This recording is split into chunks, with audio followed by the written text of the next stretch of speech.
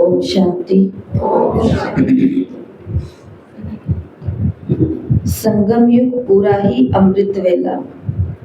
इस विषय में बाबा ने कहा, संगम युग की सब घड़ियां गुड मॉर्निंग ही है, क्योंकि संगम युग पूरा ही अमृत वेला है।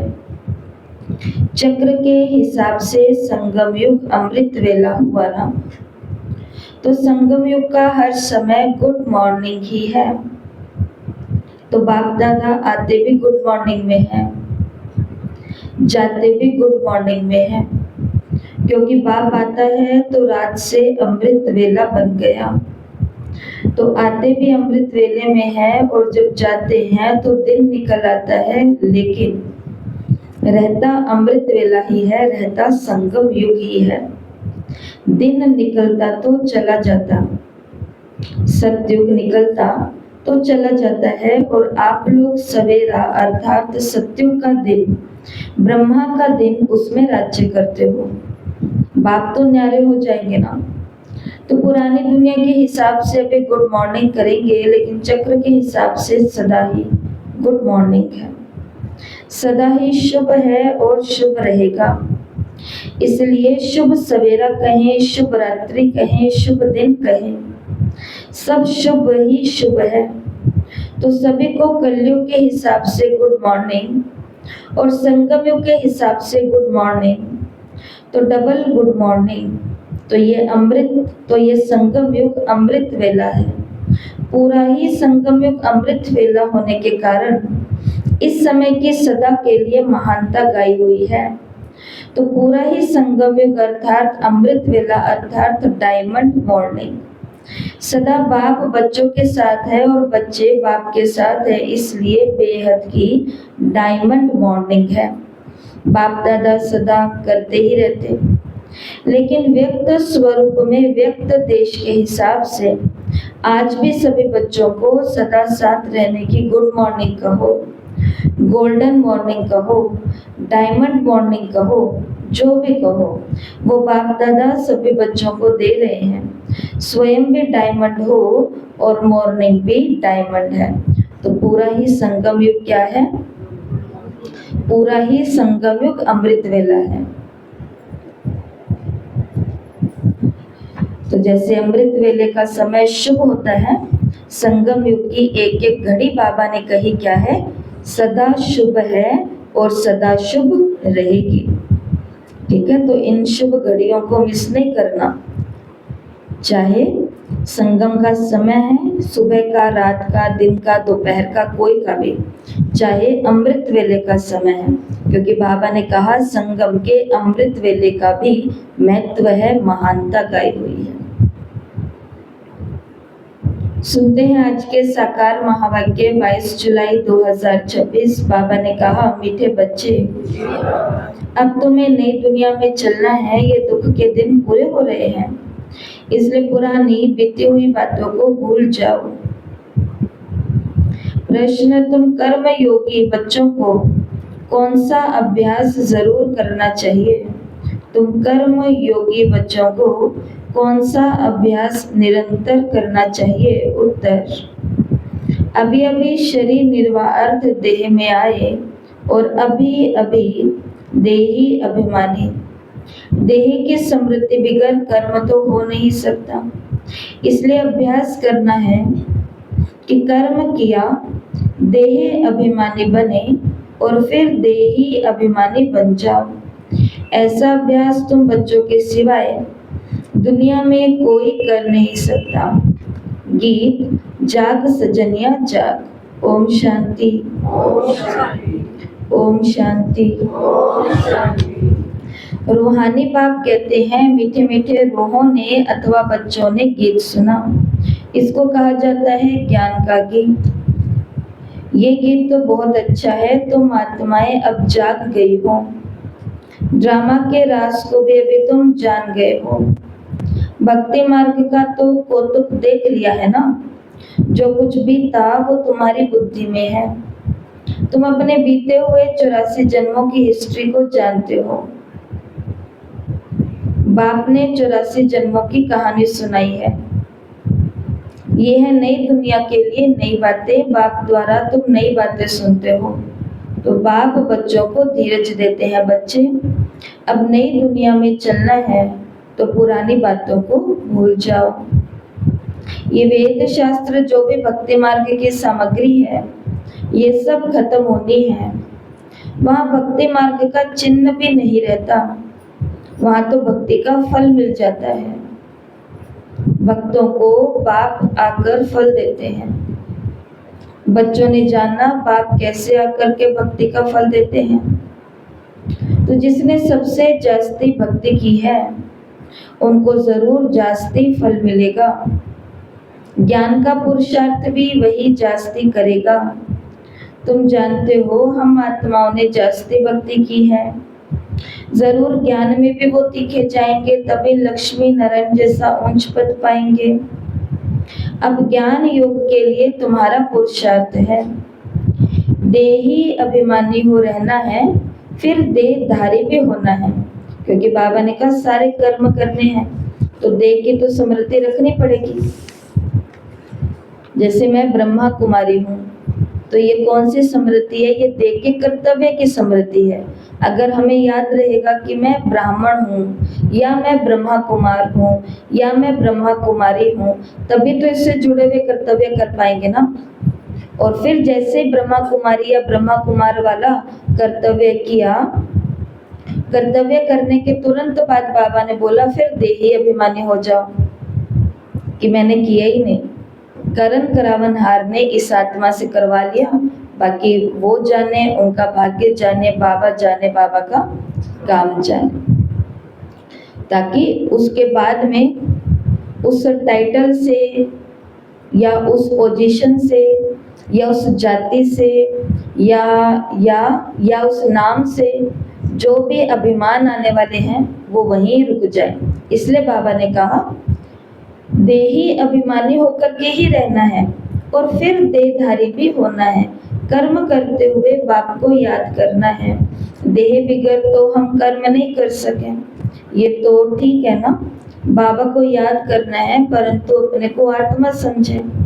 देह को भुला देने से काम नहीं होगा, कर्म तो करना ही है। बाप की याद में बहुत मजा है। उठते बैठते चलते फिरते बाप को याद करो, परंतु फिर भी पेट को भोजन तो चाहिए, काम तो करने पड़ेंगे। देही अभिमानी हो रहना है। देही अभिमानी इस समय तुम बच्चों के सिवाय और कोई भी नहीं, भल अपने को आत्मा भी समझे, परंतु परमात्मा का परिचय नहीं है। भल समझे हम आत्मा अविनाशी है, ये शरीर विनाशी है, परंतु ये समझने से विकर्म विनाश नहीं होंगे। कहते भी हैं पुण्य आत्मा पापात्मा। आपने भी अपने जीवन में ऐसे लोग देखे होंगे या आप देख रहे होंगे जो ज्ञान मार्ग में नहीं है, माना इस ज्ञान को अनुसरण नहीं करते, लेकिन उनके अंदर आत्मा का ज्ञान पूरा है। वो अपने पुण्य कर्मों पर भी पूरा ध्यान दे रहे हैं। टोटल उनको पता है कि भाई ये शरीर तो नश्वर है, मेरे असली ऊर्जा तो मेरे भीतर बैठी हुई है, हम तो वो चेतना है। बाकी वो कोई दुष्कर्म, कोई पाप कर्म कुछ नहीं करते, आत्मा ही समझते हैं, औरों को आत्मा का ही समझाते हैं। लेकिन फिर भी बाबा ने कहा केवल अपने को आत्मा समझने से विकर्म विनाश नहीं होंगे। अपने को आत्मा समझने से आज के पाप नहीं होंगे, आगे के पाप भी नहीं होंगे, लेकिन पूर्व जन्मों में या पीछे जो करके आए हैं वो विनाश भी नहीं होंगे। वो विनाश कब होंगे? जो गीता ने सिखाया। कब होंगे विनाश? कि हे अर्जुन अपने को आत्मा समझ, तो मेरी शरण में आ। और मैं कौन हूँ? मैं जो हूँ, जैसा हूँ, मुझे उसी रूप में जानने और पहचानने के लिए मैं तुझे दिव्य चक्षु देता हूँ। उन दिव्य चक्षु से ही तुम मुझे पहचान सकते हो, जान सकते हो। तो फिर मेरी शरण में आ। तो भगवान को उसके असली स्वरूप में कोई याद करता है क्या?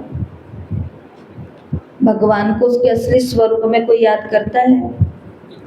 कोई भी नहीं करता है। सब क्या कहते हैं कि भगवान के रूप अनेक हैं, नाम अनेक हैं। हमारे ये होकर के गए, ये भी भगवान का ही रूप है, ये भी भगवान का ही रूप है। इसलिए बाबा ने कहा, कहते भी हैं पुण्य आत्मा और पाप आत्मा। मैं आत्मा हूँ, ये मेरा शरीर है, ये तो कॉमन बात है।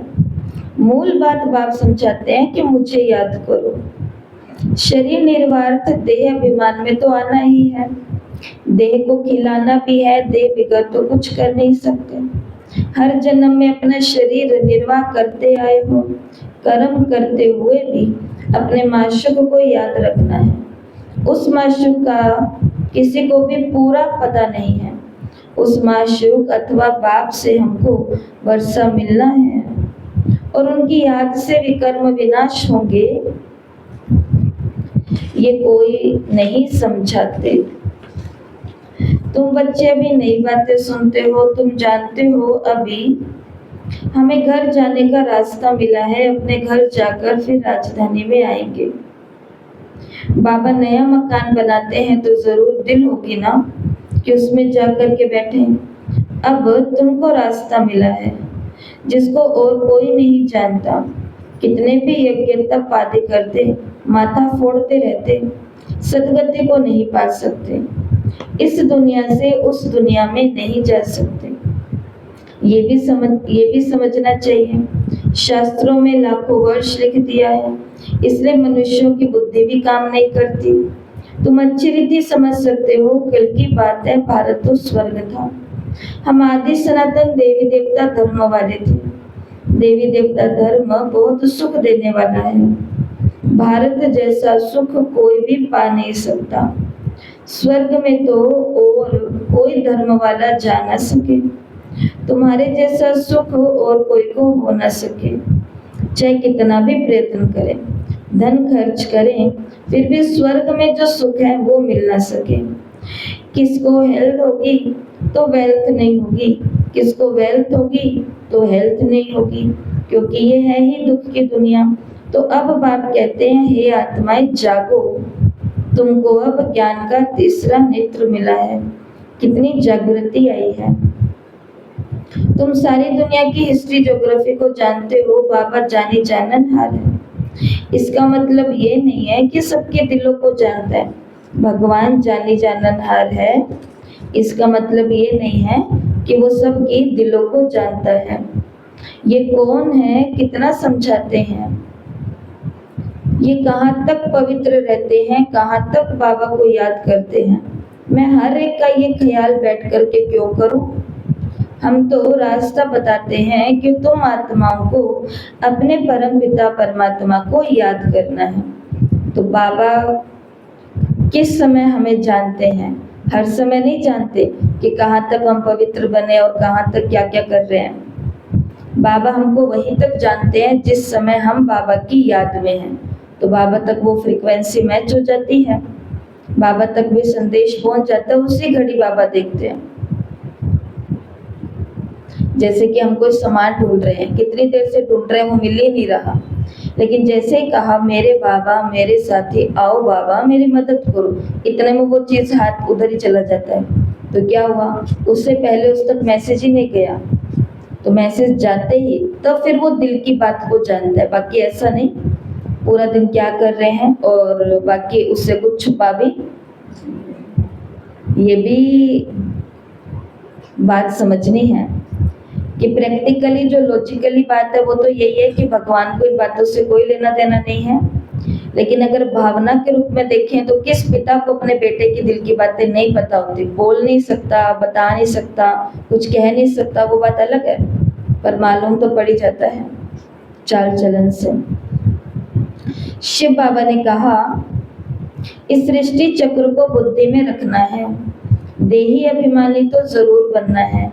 देही अभिमानी बनने के कारण तुम्हारी ये दुर्गति हुई है। अब तुमको बाप को याद करना है, गृहस्थ व्यवहार में रहते कमल फूल समान बनना है। देही अभिमानी जरूर बनना है, कारण क्योंकि देह अभिमानी बनने के कारण ये दुर्गति हुई है। आज जो भी हमारे साथ हो रहा है, जो भी हमें मिल रहा है, वो सब हमारे देह अभिमान के कर्मों का नतीजा है। और अब भी अगर हम नहीं रुके अब भी हमें लोगों की बातों में इंटरेस्ट है, अब भी हमें पुरुषार्थ से ज़्यादा जो पुरुषार्थ को गिराने वाली चीज़ें हैं उनकी तरफ ज़्यादा हमारा ध्यान है। चुस्ती के बजाय अभी भी हमारे जीवन में सुस्ती ही आई हुई है, तो फिर क्या होएगा इसका नतीजा? बताओ क्या होएगा? बोलना पड़ेगा जब पूछे। क्या होगा? पहले पता नहीं था कि ये देह अभिमान है, उसके कारण इतनी दुर्गति हो गई हमारी। अब तो पता पड़ने के बाद भी अगर हम देह अभिमान वाले सारे काम करेंगे तो फिर तो क्या होगा हमारा?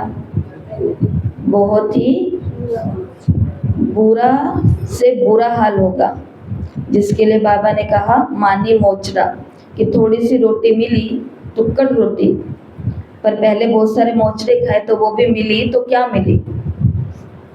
इसके लिए सबको अपने अपने बारे में सोचना है। मेरा साथी, मेरा सहयोगी कितना भी मुझे देह अभिमान की बातों में लाने की कोशिश करे, परंतु हर देह अभिमान की बात को मुझे काट करके अपने भले के बारे में सोचते हुए कि पहले इन बातों के कारण अपनी दुर्गति करा के बैठी हूँ, अब मुझे ये सब रास्तों पर नहीं जाना, नहीं चलना। इसलिए बाबा ने आज सभी गृहस्थ में रहने वालों को क्या कहा है? गृहस्थ व्यवहार में रहते कमल फूल समान रहो। कमल फूल समान, कीचड़ के अंदर ही है कमल का फूल, वहीं पर ही रहना है, वहीं पर भी उसके वो पत्ते, वो बीज, वो डंडी, सब कुछ वहीं है।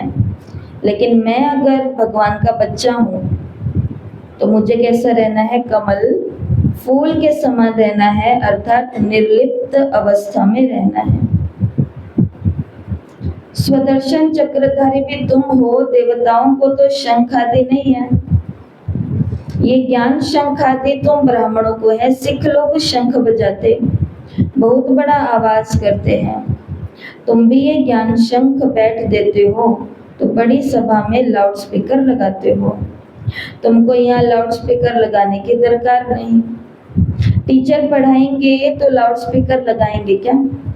बाबा ने कहा जब रोज की पढ़ाई चल रही है तो वहां लाउड स्पीकर लगा करके कुछ नहीं होना। बाहर हमने लाउड स्पीकर लगा लिया, अंदर मुरली चल रही है, इससे क्या फायदा होएगा? कुछ भी नहीं होगा, क्योंकि वो सब्जेक्ट वो बच्चे जानते हैं। टीचर्स बच्चों को पढ़ा रहे हैं और टीचर्स ने लाउड स्पीकर बच्चों के घरों में माँ बाप के आगे टांग दिए हैं, तो इससे उनको क्या होएगा? कुछ भी नहीं होगा। इसलिए बाबा ने कहा कि तुम लोग भी लाउड स्पीकर कहाँ लगाते हो? जब शंख नाद करते हो, अर्थात ज्ञान सुनाते हो बड़ी सभा में, बाकी पढ़ाई के लिए नहीं। यहाँ तो सिर्फ शिव बाबा को याद करना है और विकर्म विनाश होंगे। तो मैं सर्वशक्तिमान हूँ, तुम लाउड स्पीकर लगाते हो कि आवाज दूर दूर तक सुनने में आए। बाबा ने कहा वो भी आगे चल काम में आएगा। तुमको सुनाना है कि मौत सामने है, अभी सबको वापस जाना है। महाभारत लड़ाई भी सामने खड़ी है। गीता में भी लिखा हुआ है कि महाभारत लड़ाई लगी, विनाश हुआ। अच्छा, फिर क्या हुआ? पांडव भी गल मरे। बाप समझाते हैं पहले अगर विनाश हो जाए फिर तो भारत खंड भी खाली हो जाए। भारत तो अविनाशी खंड है, खाली नहीं होता। तुम जानते हो प्रलय तो होती नहीं, बाबा अविनाशी है, तो उनका बर्थ प्लेस भी अविनाशी है। बच्चों को खुशी रहनी चाहिए। बाबा सर्व का सद्गति दाता, सुख शांति करता है। जो भी आते हैं कहते हैं शांति चाहिए। आत्मा को इतनी शांति क्यों याद आती है? क्योंकि शांति धाम आत्माओं का घर है ना। घर किसको याद नहीं रहेगा? विलायत में कोई मरता है तो चाहते हैं इनको अपनी जन्मभूमि पर ले जाएं। अगर सबको पता होता कि भारत सर्व के सद्गति दाता, दुख से मुक्ति दिलाने वाले शिव बाबा का बर्थ प्लेस है, तो उनका बहुत मान होता। एक ही शिव के ऊपर आकर के फूल चढ़ाएं। अब तो कितनों के ऊपर फूल चढ़ाते रहते। जो सबको सुख शांति देने वाला है, उनका नाम निशान ही गुम कर दिया है। जो बाप को अच्छी रीति जानते हैं वही वर्षा लेने का पुरुषार्थ करते हैं। बाबा ने कहा, मेरा नाम ही है दुख हरता सुख करता। दुख से लिबरेट करके क्या करेंगे? तुम जानते हो, शांति धाम में शांत रहते हैं, सुख धाम में सुख है। शांति धाम की जगह अलग है, सुख धाम की जगह अलग है। ये तो है दुख धाम। सबको इस समय दुख ही दुख है। तो पहले हम सबको क्या लगता था अज्ञानता में कि भगवान का घर ऊपर है, स्वर्ग भी ऊपर है, नरक नीचे है, पाताल नीचे है, और ये धरती है जहाँ पर हम सब लोग रहते हैं। शिव बाबा ने बताया दुनियाएं दो ही हैं, एक है आत्माओं की दुनिया और एक है जीव आत्माओं की दुनिया, अर्थात मनुष्यों की दुनिया। इसी दुनिया पर जब हम पुण्य आत्मा होंगे, सत्युग त्रेता होगा, सुबह होगी सृष्टि की, उस समय पूरी धरती पर ही स्वर्ग होगा। और फिर जब द्वापर शुरू हो जाएगा तो उसी समय से फिर धरती पर नरक आया, तो फिर पूरी धरती पर नरक है, नीचे नरक नहीं है और ऊपर स्वर्ग भी नहीं है। ये स्थिति है केवल। जब आत्मा की उतरती कला है तो वो नरक की तरफ है, आत्मा की जब चढ़ती कला है तो वो स्वर्ग में है। शिव बाबा ने कहा, और अभी तो हम कहाँ पर बैठे हैं बताओ? संगम पर तो बैठे हैं, परंतु कहाँ बैठे हैं?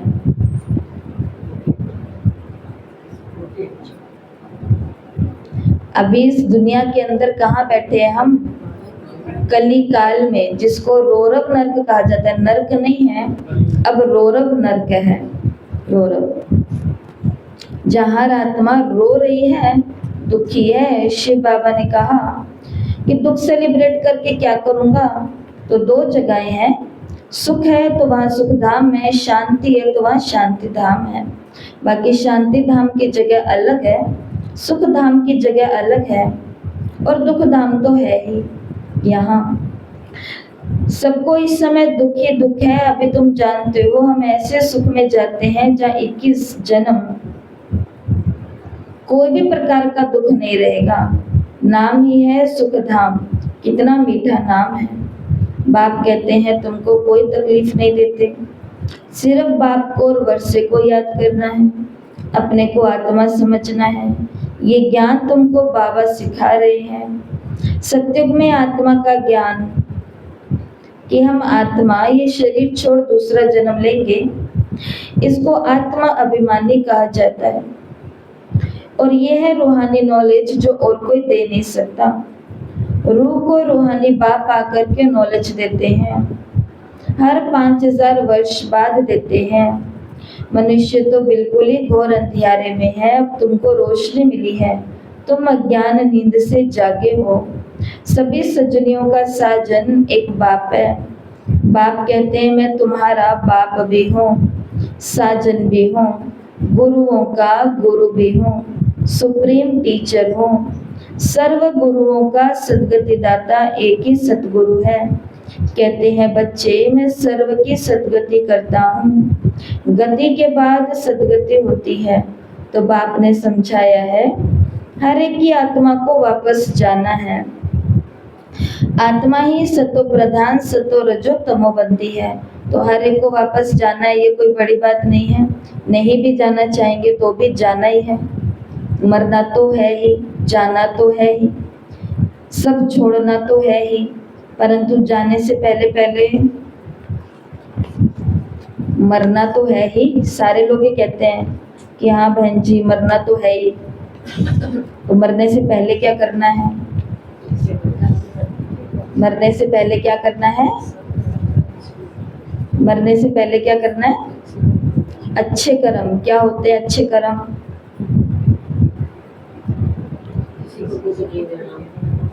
किसी को दुख नहीं देना, कांटा नहीं चुभवाना,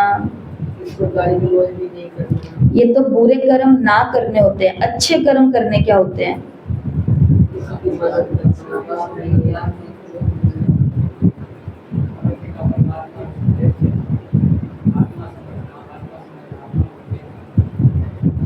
जाने से पहले कोई इतिहास रच करके जाना है। दादियाँ गई, याद रखते हम या नहीं रखते? वो बाबा को कितने घंटे याद करती थी, इस कारण से याद हमें पता भी नहीं है कि वो कैसे करते थे, लेकिन जो वो करते थे वो उनके कर्मों में भी दिखता था। हम उनके कर्मों के कारण उनको याद रखते हैं। वो कितने घंटे आत्म अभिमानी स्थिति में रहते थे हमें नहीं पता, ना हमें कहीं पर बताया गया है, लेकिन वो कितनी आत्म अभिमानी स्थिति में तो रहते ही होंगे ना, जबरदस्त। तभी उन्होंने हर धर्म, हर सीमा को पार करके, समुद्रों को पार करके 140 देशों के अंदर बाबा का झंडा लहरा दिया, जहाँ की वो भाषा नहीं जानती, जहाँ के लोगों को नहीं जानते, जहाँ के कल्चर को नहीं जानते, संस्कृति को नहीं जानते। तो बाबा को हम कितना याद करते हैं, ये तो बहुत अच्छा कर्म है। दूसरों को हम बाबा का संदेश देते हैं, ये भी बहुत अच्छा कर्म है। लेकिन हमारी प्रैक्टिकल जो कर्म कहानी चल रही है, उससे भी तो लोगों को लगना चाहिए कि जब हम आगे निकल जाएंगे तो पीछे वाले कहेंगे कि उनके कर्म जो थे ना, वो बड़े महान थे, हमने उनसे ये सीखा, हमने उनसे ये सीखा। तो शरीर छोड़ने से पहले, मरने से पहले पहले भी क्या करना है, ये भी हमारे पास पूरी जानकारी होनी चाहिए। अब बताओ एक एक करके क्या करना है मरने से पहले? मरने से पहले क्या कर्तव्य करना है, बोलो। जो आपने सोचा हुआ है वो बताओ। कोई एक कर्म ऐसा बताओ।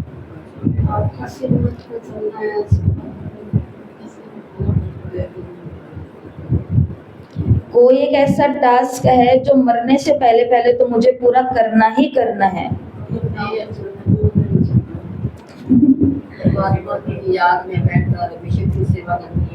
बिशप की सेवा करनी है, एक तरफा होकर के रहना है, एक की लगन में रहना है। और कोई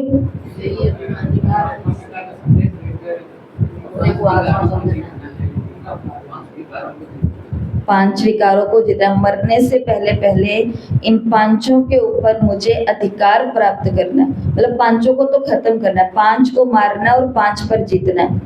किन 5 को मारना है? काम, क्रोध, लोभ, मोह, अहंकार। और किन 5 को जीतना है? इन 5 कर्म इंद्रियों को, क्योंकि विकार इनसे चिपके हुए हैं। और क्या करना है मरने से पहले पहले? पढ़ाई पूरी करनी है, 1066 मुरलियां पढ़ करके नक्की करनी है।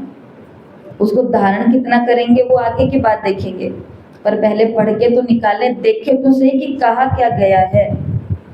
और कोई टास्क बताओ।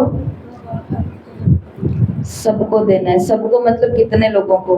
पूरे हनुमानगढ़ को, सारे विश्व को बहुत टिकटें कटानी पड़ेंगी फिर तो। जहाँ भी जाए बाबा, जहाँ भी जाए तो ये सोचना। आज मैं आपसे एक टास्क पूछ रही हूँ कि शरीर, जैसे ये है कि शरीर छोड़ने से पहले पहले मुझे अपनी पढ़ाई कंप्लीट करनी है, ये करना पड़ेगा। शरीर छूटने से पहले पहले मुझे अपने 5 विकारों पर जीत प्राप्त करनी है, ये करना पड़ेगा। शरीर छूटने से पहले पहले मुझे एक बाप का बन करके रहना है, बस ये करना पड़ेगा। जहाँ पर कुछ करना पड़ेगा वो। बाकी हाँ, आप कौन सी सेवा करोगे? मैं मनसा सेवा करती हूँ। तो वो नहीं, वो तो जब कोई कर्मों में हम आएंगे वो तो ऑटोमेटिक चल ही रही होगी ना हमारी, वही तो हमें आगे धकेल करके लाई है मनसा, पुण्य कर्म करने। तो अभी बाबा ने तो यहाँ इतना बोला कि बाबा ने समझाया है हर एक आत्मा को वापस जाना है। कोई कोई का बहुत थोड़ा पार्ट है, आए और गए। जैसे मच्छरों मुआफिक जन्मे और मरे, ऐसे तो बाप से वर्षा नहीं लेते। ऐसी आत्माएं वो बाबा से वर्षा नहीं लेंगी जो कलयुग में आई और कलयुग में ही परम धाम में वापस चलेगी। बाप से वर्षा लिया जाता है पवित्रता और सुख शांति का। बाप तो आत्माओं को समझाते हैं, बाप तो है निराकार, वो भी इस मुख के द्वारा ही आकर के समझाते हैं। शिव बाबा के मंदिर बहुत ऊंचे ऊंचे बनाते हैं, कितना दूर दूर जाते हैं तीर्थों पर, मेले पर। ऊपर में तो कोई ज्ञान अमृत पीने का रखा है क्या? कितना खर्चा करके जाते। गवर्नमेंट को भी उन्हों के लिए कितने प्रबंध आदि रखने पड़ते हैं, तकलीफ होती है। यहाँ तीर्थों पर छोटे बच्चों को कैसे ले जाएंगे? बच्चों आदि को कोई ना कोई को संभालने के लिए दे जाते हैं, साथ में नहीं ले जाते। 2-3 मास यात्रा करते हैं, यहाँ तुम आते हो, तुमको बैठ करके सुनना है, पढ़ना है। छोटे बच्चे तो नहीं सुनेंगे। यहाँ तुम आई हो योग और ज्ञान सीखने, बाप बैठ ज्ञान सुनाते हैं तो कोई आवाज आदि नहीं होना चाहिए, नहीं तो अटेंशन जाता है। शांति में बैठकर अटेंशन दे करके सुनना चाहिए। योग तो बहुत अच्छा, देखो ये स्थान किस लिए बने हुए हैं? शांति के लिए बने हुए हैं। जो शांति घर में वो लोग नहीं महसूस कर सकते, वो आधे घंटा यहाँ महसूस करने के लिए आते हैं। और यहाँ भी आकर के अपने अगर शोर करते रहेंगे तो कैसे बनेगा ना। इसलिए बाबा ने कहा ध्यान फिर कहाँ चला जाएगा? अटेंशन उनके शोर की तरफ चला जाएगा। इसलिए सबके लिए नहीं, पर बाबा के जो पक्के बच्चे होते हैं, बाबा उन्हों को ये बातें समझाते हैं कि जो भी पायल पहनते हो या चूड़ियां पहनते हो, तो उनको ऐसी पायल और ऐसी चूड़ी में कन्वर्ट करो जो आपकी शोभा तो बनी रहे, पर जिसके कारण कोई भी शोर ना हो। क्योंकि लिखाई पढ़ाई, उठने बैठने के लिए चलना फिरना, हाथ ऊपर नीचे तो करने पड़ेंगे, और उस समय ध्यान कहाँ जाएगा? इन चीजों पर जाएगा। ये बाबा की मुरलियां सब आई हुई हैं, बाबा ने सब सिखाया हुआ है, लेकिन ऐसी बातें आती है तो फिर से रिपीट हो जाती हैं। इसलिए बाबा ने कहा कि योग बहुत सहज है। कोई भी काम करते रहो, बुद्धि का योग वहाँ लगा रहे। बाबा की याद में रहने से कमाई बहुत जबरदस्त होती है। तुम जानते हो हम एवर हेल्दी बनेंगे। अपने साथ बातें करनी होती है, बाबा की याद में रहकर। भोजन भी अपने हाथों से बनाना है, हाथों से काम भी करो, बाकी याद करो अपने बाप को। और भोजन कब तक बनाना है?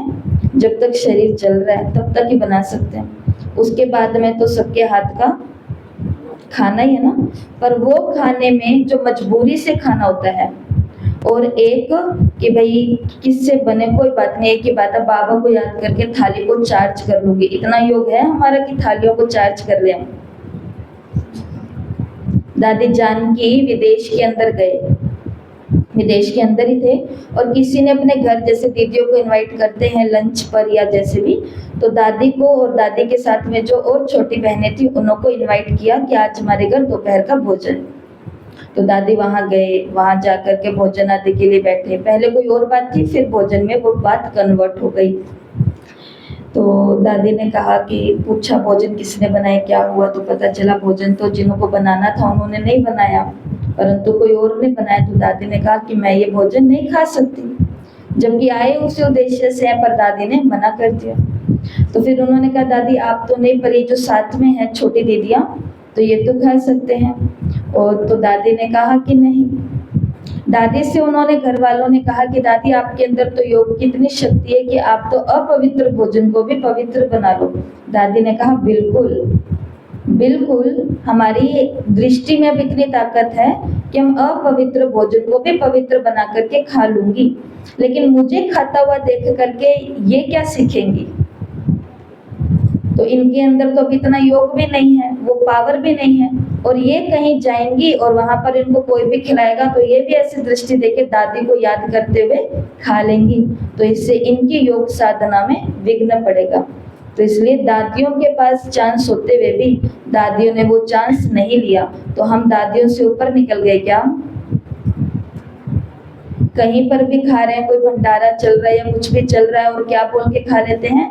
भगवान की याद में तो बना। उनको देखो तो सही जाकर के भगवान की याद में बन रहा है या किसकी याद में बन रहा है? सोचना है, सबके लिए नहीं है। मैं ये बातें रोज क्यों बोलती हूँ? क्योंकि सुनने वाले बहुत सारे लोग होते हैं।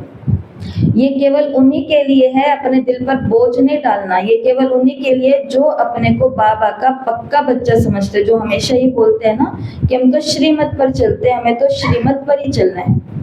इसलिए आपको ये छोटी छोटी धारणा की बातें बताई जाती हैं कि श्रीमत पर चलना है तो उसके लिए सच में त्याग करना पड़ता है, पर मत का और मन मत का। मन कह रहा कोई बात नहीं, मैं तो इसको अच्छा बना के खा लूंगी, या परम तो दूसरे लोग कह रहे कुछ नहीं, रोज तो आप करते हो, आज हमारे हाथ का। एक दिन का अमृत वेला में सोता है, कड़ी टूट जाती है। एक दिन क्लास में सोती है, लहर छूट जाती है। तो एक दिन का अन्न हमारे अंदर क्या विकार लेकर के आएगा, हमें थोड़ी ना पता है। इसके लिए बाबा ने कहा भोजन भी अपने हाथों से बनाओ, काम करो, बाबा की याद में रहो, तुम्हारा भी कल्याण होगा और याद में रहने से चीज भी अच्छी बनेगी। तुमको विश्व की बादशाही मिलती है, तुम यहाँ आते हो लक्ष्मी नारायण बनने। सब कहते हैं हम सूर्यवंशी बनेंगे, तुम जानते हो हमारे मम्मा बाबा इस समय ब्रह्मा सरस्वती हैं। दूसरे जन्म में लक्ष्मी नारायण बनेंगे, भविष्य में कोई क्या बनेंगे ऐसे किसके जन्म का पता नहीं है। नेहरू क्या जाकर के बना क्या पता। अच्छा कुछ दान किया होगा तो अच्छे कुल में जन्म लेंगे, अभी तुमको पूरा पता पड़ता है। अभी इतना नाम है, अभी इनका नाम है आदिदेव ब्रह्मा, आदि देवी सरस्वती, वही फिर भविष्य के स्वर्ग के मालिक बनेंगे। अच्छा इनके बच्चे भी साथ हैं, वो भी कहेंगे हम स्वर्ग के मालिक बनेंगे, ये तो पक्का है। सूक्ष्म वतन में भी तुम देखते हो, देवियों के मंदिर में भी बहुत मेले लगते हैं। अभी जगदम्बा तो एक है, उनके फीचर्स भी एक ही होने चाहिए। मम्मा को भी तुम देखते हो, तुम बच्चों के फीचर्स हैं, फिर नाम रखे हैं कन्या कुमारी, अदर कुमारी।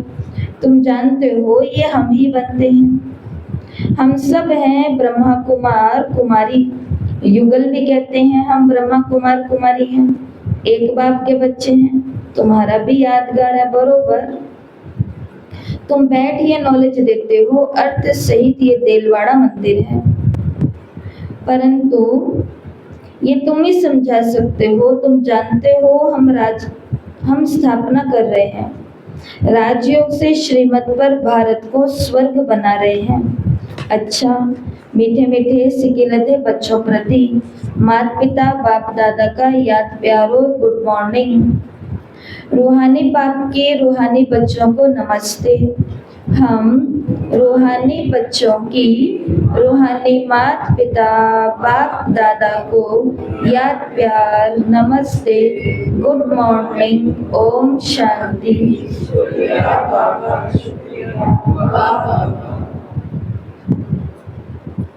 धारणा के लिए मुख्य सार पहला, तो किन दो बातों पर आज हमें पूरा अनुसरण करना है। पहला है ज्ञान और योग पर पूरा अटेंशन देना है। सुनने समय बहुत शांत एकाग्रचित होकर के बैठना है। कर्म योगी भी बनना है। हम पढ़ाई के लिए बैठे हैं ना, इसके लिए कोई भी आ रहा है कोई भी जा रहा है, कुछ भी हो रहा है, एकदम से ऐसे फट से ऐसे नहीं करना। हमारी ट्रेनिंग थी, कोई आया रूम के अंदर, सबने मुंह ऐसे कर लिया। सामने बैठे थे आशा दीदी ने कहा क्या हुआ ऐसे देखने से? आपको पता चल गया कि अच्छा आज ये भी आ गए। ये पता चलने से आपका फायदा क्या होगा? ये मन की चंचलता है जिसको जिज्ञासा चाहिए, क्या हो रहा है ये जानने की। पर ये झूठी जिज्ञासा रखने से आत्मा का उद्धार नहीं होगा। उद्धार कब होगा? ये जासूसी करने से कि ये मन कहाँ पर भाग रहा है। दिया था ना आपको होमवर्क जासूसी करने की, ऐसा ही है। इसके लिए सुनने समय बहुत शांत एकाग्रचित होकर के बैठना है, कर्म योगी भी बनना है। दूसरा, बाप ने जो घर का रास्ता बताया है वो सबको बताना है। स्वदर्शन चक्रधारी बनने के साथ साथ ज्ञान शंख भी बजाना है। आज बाबा ने हमें वरदान दिया महान और मेहमान।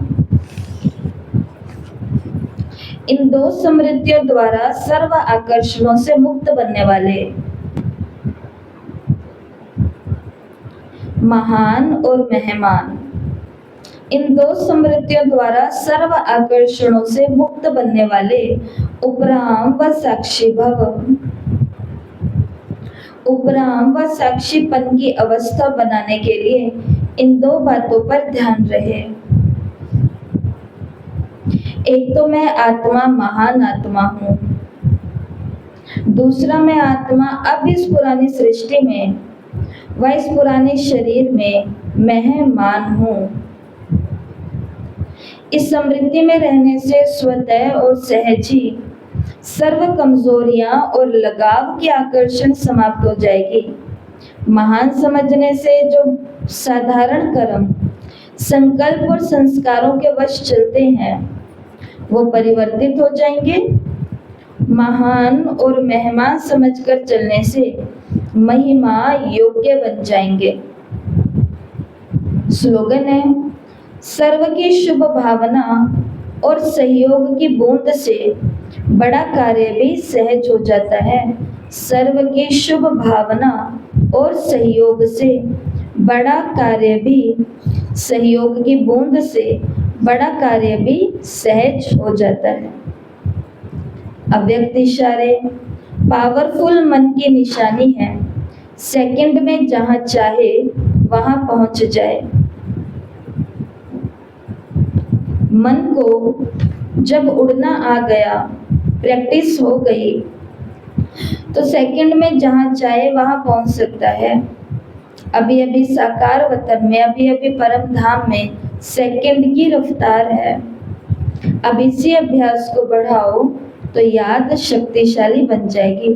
तो आज पूरे दिन में जब भी योग का अभ्यास करें या कोई भी कर्म करें तो उस समय क्या प्रैक्टिस करनी है? मन को जहां लेकर के जाना है, मन सेकंड की रफ्तार से वहां पर पहुंच जाए। चाहे बाबा के पास, चाहे वतन में, चाहे साकार दुनिया के कर्तव्य की ओर। आज का स्वमान, मैं महान और मेहमान हूँ। मैं आत्मा महान और मेहमान हूँ। ठीक है।